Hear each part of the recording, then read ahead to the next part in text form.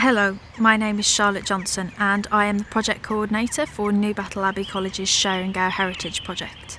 In 2015, the college was granted funding from the Heritage Lottery Fund in order to research and interpret our Second World War history. Months were spent in archives and interviews with veterans were undertaken with the help of wonderful volunteers in order to bring you what I hope will be a fascinating short film. Enjoy.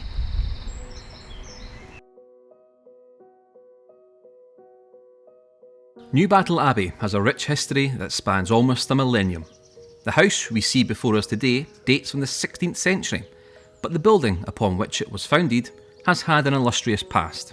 It started off life in the 12th century as an abbey for monks of the Cistercian order, was the place of the drafting of the Declaration of Arbroath, provided accommodation for Margaret Tudor when the maiden bridge was built for her to cross the Esk on her journey to meet her new husband James IV, and in the early 17th century was converted into a home by Mark Kerr, the Earl of Lothian. Since then, the family home has passed through generations of the Kerr family, until in the 1930s the 11th Marquess of Lothian, Philip Kerr, gifted the building to the nation to be used as Scotland's first national residential college for adults. He was an incredibly forward-thinking man who was convinced that adult education could transform lives, especially for those from the working classes.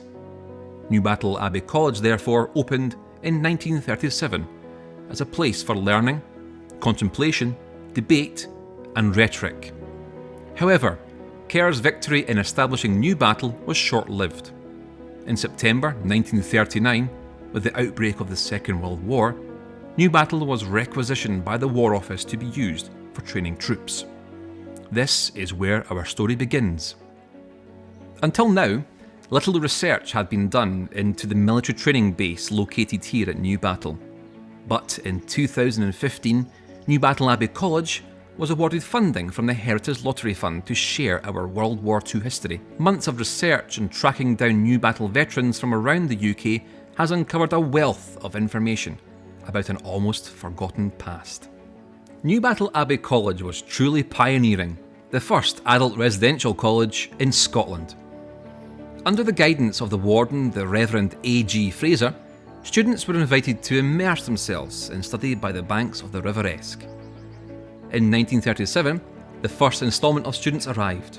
By 1938, the popularity of Newbattle had grown and even more students in the first session enjoyed a stimulating education aimed at improving their situation in life. But with the third year of Newbattle Abbey College only weeks from commencing, disaster struck. It became apparent that war was to begin imminently, and Fraser called an emergency meeting of the trustees. On the 29th of September 1939, they met at their offices on Castle Street, Edinburgh, and Lord Lothian himself attended. It had already been intimated that the building would be requisitioned by the War Office. The Royal Army Medical Corps would move into the building in just 2 weeks' time. It was decided that the new students should be told to remain at home. The tutors must also be dismissed with 3 months' salary, and an advertisement offering their lecturing services would be placed in the local newspaper. And so, the War Office moved in. Large Nissen and wooden huts were erected on the ground next to the Abbey, and also on the ground on the opposite side of Newbattle Road, now Newbattle Abbey Crescent. Both the Royal Army Medical Corps and the Auxiliary Territorial Service used the premises as administration centres and training bases for their new recruits. From here, they were posted on to their first wartime occupations. As part of the project, we have tracked down veterans who began their army careers at Newbattle. Many of them were kind enough to share their memories with us. Isabella Hamilton, née McCallum, and Sheila Powell, née Schofield, visited the Abbey for the first time in over 70 years to talk about their experiences. Both had signed up to join the Auxiliary Territorial Service as young women in the 1940s. They found themselves posted to Newbattle to receive just 3 weeks' worth of military training to induct them into the forces. We came by train to Edinburgh and then by big trucks onto Newbattle Abbey. It was very cold.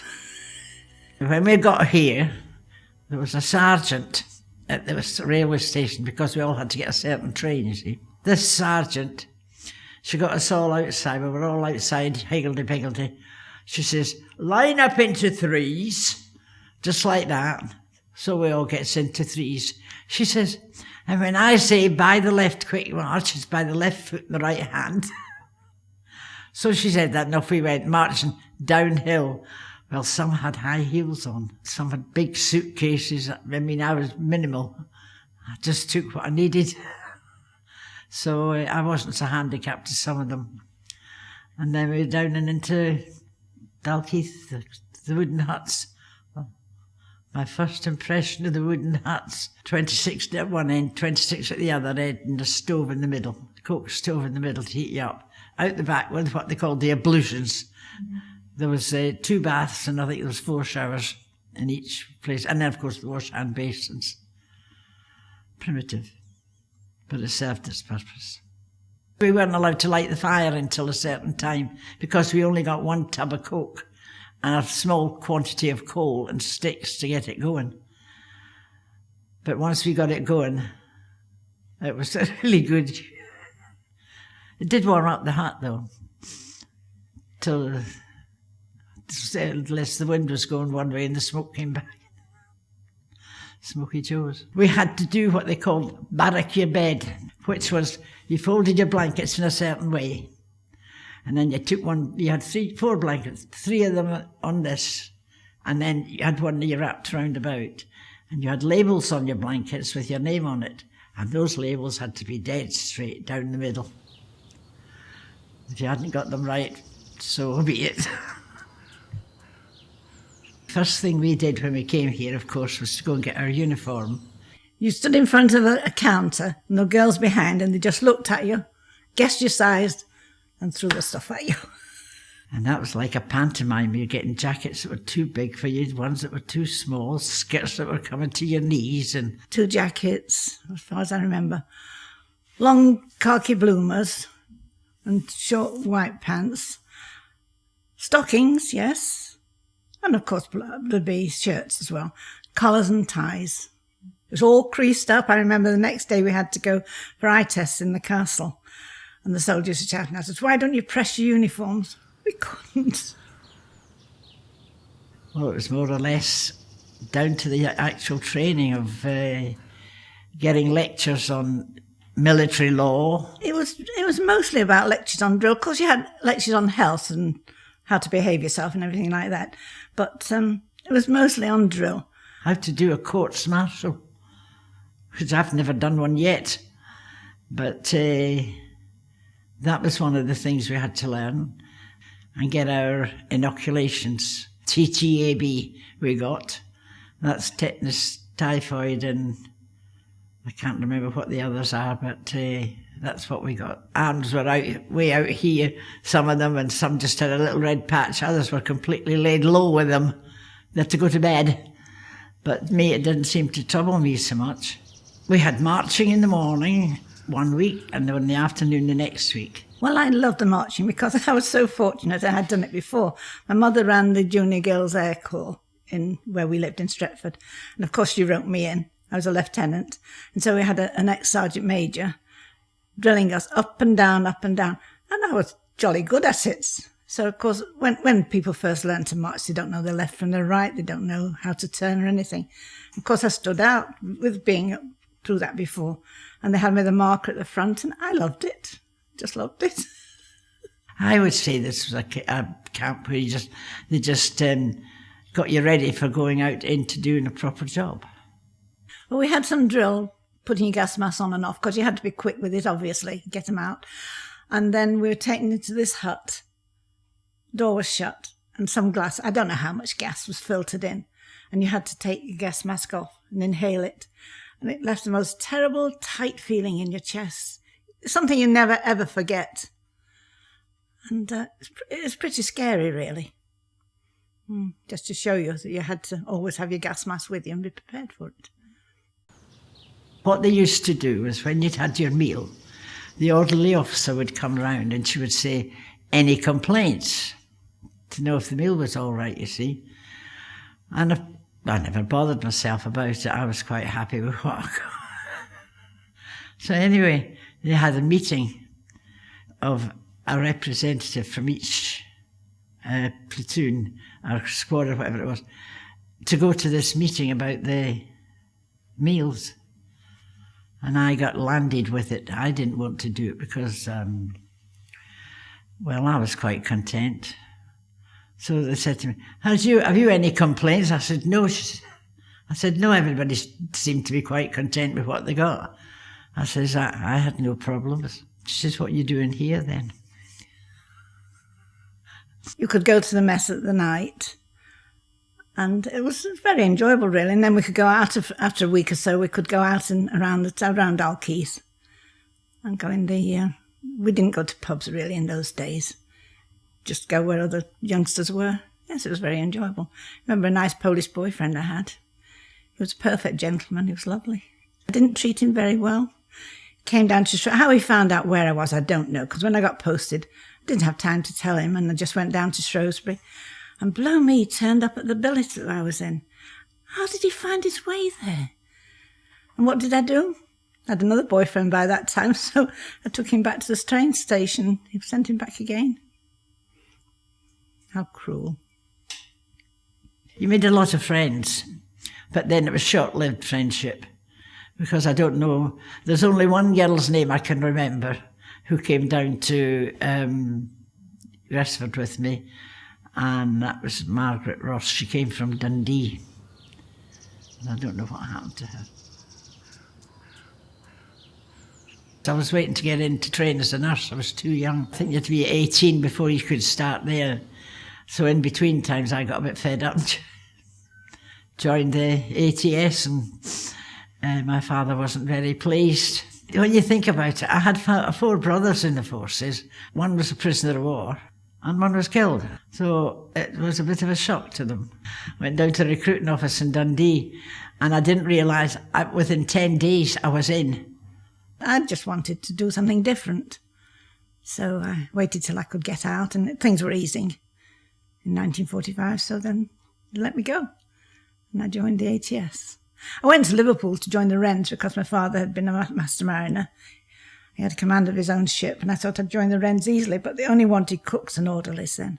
And I didn't want to be a cook or an orderly. I was posted to number 2 MTTC, that was a Motor Transport Training Company, at Horsley Hall in Gresford, North Wales. We learnt to drive round the Wrexham area, and we were taught on 3-ton Bedfords. A 3-ton lorry with a 5-ton axle weight, if you know what I mean. And that was where we tried to stop and start one of them in the middle of a hill, especially when you had to double the clutch and just a handbrake. They wanted to know what you did beforehand, you see, and I was a comptometer operator. And so they sent me on a computer. Well, no, it's still comptometers, but very big machines that posted the men's pay and everything, clanked away. So I went to Leicester on one of those courses, and that's what I did afterwards. I was in the pay corps and just ran the section of that, men and women, and everything was good. I was posted to Bolton-on-Down. It's in Yorkshire, it's near Doncaster, Rotherham Way. I didn't like Yorkshire very much. I was there when my brother was posted missing. And that was it. So I wanted to get out, leave the memories behind. So that was it. And I moved up to Aberdeen, which was lovely up there. From there I went to Glasgow, Bishopton. And from there I was transferred. I was head of the Royal Artillery then. From there I was transferred into the Royal Army Service Corps and went to Ayr. And from Ayr to Edinburgh and then home. That was it, came out and started my nursing. I did enjoy it very much, and I felt we were all the same there. There was no I'm better than you are sort of thing. You know, we were all together and we were all doing the same thing for the same reason. As it became apparent that the war was coming to an end, the future of Newbattle Abbey College came into question. The Board of Trustees were keen for the college to be fully reopened, but rumours began to circulate that the War Office was not finished with the building. Rumours that proved to be true. The Director of Quartering at the War Office, Lieutenant Colonel A.G.S. Cobb, communicated to the trustees plans to establish an army education scheme designed to upskill demobilised servicemen and women in order that they might train for new careers on leaving the forces. It was proposed that Newbattle Abbey College should become the #1 Army Formation College, a residential college for those leaving the Army, providing intensive courses in vocational skills. The idea was so closely aligned with the ethos of the original college that the trustees agreed, and so the military history of the college extended beyond the war. Education given at formation colleges was designed to help demobilised men and women prepare for life in a new, post-war society, and to give them the time, space and skills needed in order to decide what to do in the future. The government and college governors recognised that men and women who had served in the forces should be offered a chance for personal development after the war. Formation colleges therefore aimed to provide a safe space in which they could develop new skills and build self-confidence within a small and supportive environment of equals. It was hoped that students could be free from worrying about the future and adjust to the period of social and economic change post-war. Formation colleges were open to applicants from all ranks. However, favour was given to those applicants whose studying had been disrupted by the outbreak of the war, those who were eligible for early release, and anyone who had shown particular talent for a subject. It was important that the colleges had a diverse population which would mirror the diversity of society. College places were kept for students from overseas, namely those from USA, Russia and China, as well as from colonies and dominions from Britain's empire. Each college could accommodate up to 1,000 students at any one time. It is estimated that during the release period scheme, 200,000 men and women studied in formation colleges throughout Britain. They aimed to provide educational courses in various subjects including science and mathematics, commerce, arts, modern studies, artistic crafts, trades, domestic science and instructor training. Subjects such as citizenship, current affairs and physical education were also included alongside each course. At Newbattle, the general programme of study was slightly different. All students would receive daily lectures and discussions surrounding literature, history, economics, philosophy and psychology and their relevance to current affairs. The students would then separate into their tuition groups for more specific courses on subjects of their choosing. Courses were to follow the same structure as university education, combining teacher-led instruction and private study. Each course was 30 days long and required 100 hours of tuition plus students' own personal study time. It also aimed to improve students' ability to speak confidently and express their ideas. One student who attended the college, Reginald Waywell, was interviewed as part of this project. Reg served with the Lancashire Fusiliers during the war, suffering a wound to his leg while serving in Italy. After the war, in 1947, Reg came to Newbattle to study art, which had been his passion since his school days. I was quite aware that I couldn't earn a living painting pictures, but that was the only thing I liked to do, and I didn't go there with a view to getting a job. I went there because people were painting pictures and I liked that. There were two sections. There was one section that was for commercial art, but I didn't go into that. I'm more interested in the art, and I painted this picture. It was in an exhibition in Warrington. It was a skull with cloth, and I think there was a bottle in it too. And a chap who was a song and dance artist who was appearing at Royal Court Theatre, he bought this picture. There must have been times when you could go out and do sketches, which I did that too. I did one or two sketches of Dalkeith and one of the pictures of the woods there that didn't turn out too well, so I ditched that. I didn't like that very much at all. But I did some good drawings there, which I've still got to this day. Reg remembers his days at Newbattle, attending classes in huts in the grounds and sketching in the local area. He achieved a lot during his time at Formation College, and as his final project here, his work featured in a college exhibition. I always remember that exhibition. And the exhibition was a riot. I did a pastel of Van Gogh's cypress trees. It was called Cypress Trees, Genuine Forgery. So I think I did quite well at Formation College and achieved quite a lot. For 3 years, the Abbey was used in such a way, helping those leaving their wartime roles to retrain and move on to occupations better than they had had before the outbreak of war, or complete studies which had been interrupted. In 1948, it was decided that the Abbey should be handed back to the Board of Trustees, and Newbattle Abbey College should recommence. For 2 years, the trustees worked alongside the Workers' Educational Association to provide short courses at the college before fully reopening to its first intake of residential students in 1950. This happened under the leadership of the renowned Scottish poet Edwin Muir. To this day, the college remains a centre for adult learning in Scotland. It transforms the lives of adult students, many of whom wish to begin the journey into further and higher education.